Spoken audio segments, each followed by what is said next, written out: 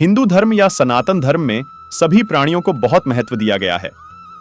वैसे विशेष रूप से गाय को सबसे पवित्र प्राणी माना गया और गाय को माता का दर्जा प्राप्त है।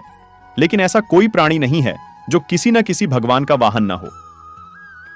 कुत्ते भी सनातन धर्म या हिंदू धर्म में एक महत्वपूर्ण स्थान रखते हैं। युधिष्ठिर का कुत्तों के साथ संबंध पुराना है। पांडवों के बीच यह नियम था कि जिस वर्ष में द्रौपदी जिस पांडव के साथ पत्नी के रूप में रहती थी, उस वर्ष उनके अंतःपुर में किसी का भी प्रवेश वर्जित था। जो कोई भी उस अंतःपुर में बिना अनुमति लिए प्रवेश करता, उसे 1 वर्ष का वनवास लेना पड़ता था। एक बार अर्जुन अचानक युधिष्ठिर और द्रौपदी के अंतःपुर में चले गए थे। इस वजह से अर्जुन को भी 1 वर्ष के लिए वन में रहना पड़ा था। एक बार एक कुत्ता युधिष्ठिर के अंतःपुर में प्रवेश कर गया। उस वक्त युधिष्ठिर अपनी पत्नी द्रौपदी के साथ एकांत के क्षणों में प्रेम कर रहे थे। युधिष्ठिर को उस कुत्ते को देखकर क्रोध आ गया और उन्होंने समस्त कुत्ता जाति को शाप दे दिया। वह शाप था कि भविष्य में कुत्ते और कुतिया के प्रजनन कार्य को सभी लोग देख सकेंगे। सबसे पहले द्रौपदी की मृत्यु हुई जब पांडव अपनी स्वर्ग यात्रा के लिए हिमालय की तरफ आगे बढ़ रहे थे। तो सबसे आगे युधिष्ठिर थे, उनके पीछे भीम थे। भीम के पीछे अर्जुन थे, अर्जुन के पीछे नकुल और सहदेव थे, सबसे पीछे द्रौपदी थी। हां, द्रौपदी के पीछे वो कुत्ता था। सबसे पहले द्रौपदी का पांव लड़खड़ाया और वो गिर पड़ी। युधिष्ठिर ने उन्हें उठाने से मना किया। जब भीम ने युधिष्ठिर के पूछा कि द्रौपदी तो एक महान नारी थी, द्रौपदी ने कभी कोई पाप नहीं किया था, फिर उसकी मौत सबसे पहले क्यों हुई? भीम के इस प्रश्न के जवाब में युधिष्ठिर ने कहा कि वो सभी पांडव भाइयों से एक समान प्रेम नहीं करती थी। द्रौपदी अर्जुन को ज्यादा प्रेम करती थी। यही वजह थी कि द्रौपदी की मृत्यु सबसे पहले हुई। सहदेव की मृत्यु कैसे हुई? द्रौपदी की मृत्यु के बाद भी पांडव भाई आगे बढ़ते रहे। द्रौपदी के बाद अचानक सहदेव गिर पड़े और उनकी मृत्यु हो गई। भीम ने एक बार फिर युधिष्ठिर से पूछा कि सहदेव तो सदा हम सभी की सेवा करता था और उसमें तो अहंकार भी नहीं था, फिर सहदेव की मृत्यु क्यों हो गई?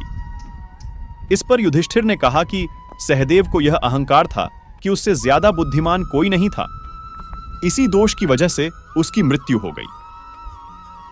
नकुल की मृत्यु का कारण जब द्रौपदी और सहदेव की मृत्यु हो गई और युधिष्ठिर के साथ नकुल, भीम और अर्जुन ही बच गए, तो ये सभी फिर आगे की तरफ चल पड़े। थोड़ी दूर जाने के बाद नकुल भी गिर पड़े और उनकी मृत्यु हो गई। भीम ने फिर युधिष्ठिर से पूछा कि नकुल तो सबसे ज्यादा रूपवान था और हम सभी की आज्ञा का पालन भी करता था, फिर उसकी मृत्यु क्यों हो गई? भीम के इस प्रश्न का जवाब देते हुए युधिष्ठिर ने कहा कि नकुल को अपने रूप पर बहुत अभिमान था। उसे लगता था कि उसके सिवा संसार में कोई भी सुंदर नहीं है। उसके अपने रूप पर अभिमान ने ही उसकी यह हालत कर दी और उसकी मृत्यु हो गई। अर्जुन का अहंकार उसकी मृत्यु की वजह बना। अब सिर्फ युधिष्ठिर के साथ भीम और अर्जुन जीवित रह गए। युधिष्ठिर के साथ अभी भी वह कुत्ता चलता जा रहा था। अचानक पहाड़ी पर अर्जुन भी गिर पड़े और उनकी मृत्यु हो गई। भीम ने कहा कि अर्जुन तो महान सत्यवादी थे, उन्होंने तो कभी मजाक में भी असत्य नहीं बोला। आखिर वो अर्जुन के वो कौन से कर्म थे कि वो सशरीर स्वर्ग जाने से पहले ही मृत हो गए? इस पर युधिष्ठिर ने कहा कि अर्जुन को अपनी वीरता का अभिमान था। अपने इसी घमंड में उन्होंने एक बार कह दिया था कि मैं एक ही दिन में सभी दुश्मनों को मार डालूंगा, लेकिन वो ऐसा कर नहीं सके। उनके इसी मिथ्या भाषण की वजह से आज उनकी मृत्यु हो गई। इसके अलावा अर्जुन बाकी सभी धनुर्धरों को अपने से कम आंकते थे और उनका अपमान किया करते थे। उनका यह अभिमान भी उनकी मृत्यु का कारण बना। भीम की मृत्यु और उनकी मृत्यु का कारण। अब स्वर्ग यात्रा में सिर्फ 3 ही प्राणी बच गए थे, युधिष्ठिर, भीम और वह कुत्ता। तीनों स्वर्ग की तरफ बढ़ते चले जा रहे थे कि अचानक भीम का पैर फिसला और वो गिर पड़े।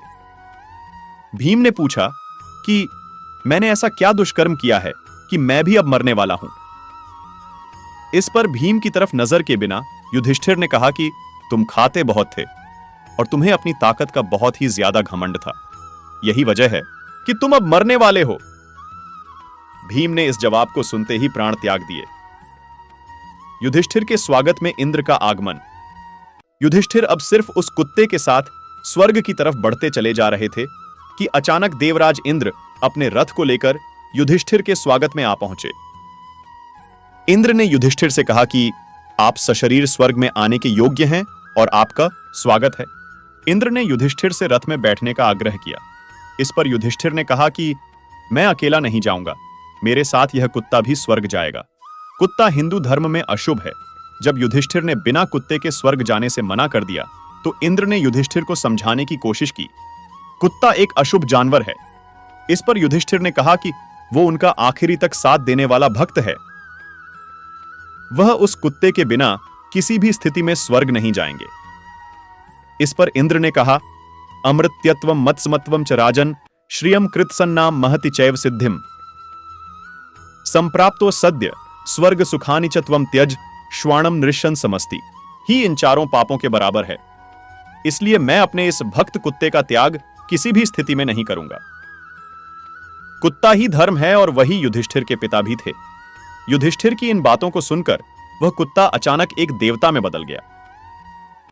युधिष्ठिर ने देखा कि वह कुत्ता और कोई नहीं बल्कि साक्षात धर्मराज थे, वही जो युधिष्ठिर के पिता भी माने जाते। धर्मराज युधिष्ठिर की इन धर्मयुक्त बातों को सुनकर प्रसन्न हो गए।